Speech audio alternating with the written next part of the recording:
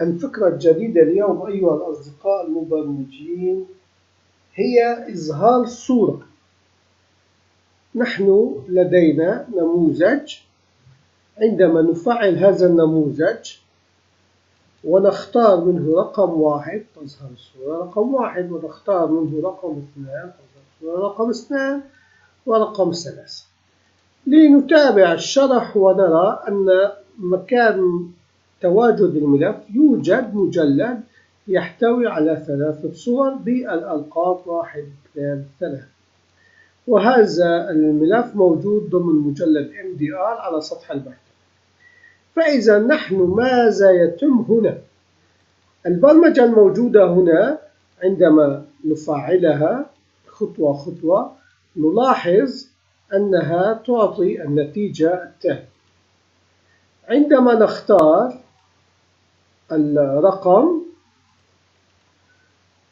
المتغير الأول يأخذ مكان تواجد أو مسار الملف، أما المتغير الثاني يضم له النص الرقم الذي اخترته ويزيد له الامتداد التابع للصورة.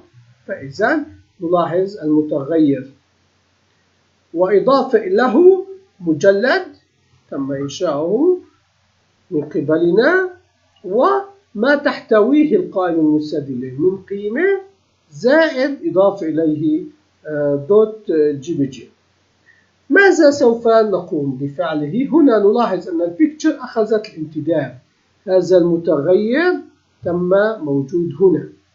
نلاحظ أن البيكتشر الإيميج الموجود أولا تعالج موضوع الحجم لكي تتوسع على حسب المسار. نكمل أيها الأصدقاء، نلاحظ أن الخطوة التالية تعطي مساحة أو خاصية للصورة لتأخذ أوتوماتيكيا الحجم، ثم الخطوة الثانية خاصة بخصائص الصورة الخلفية الخاصة لها، ثم نقوم بربط الصورة مع أداة إحضار الصورة، وبذلك نحصل على ما نحن نريده. شكرا لمتابعتكم، البرنامج جميل جدا، نلتقي غدا إن شاء الله.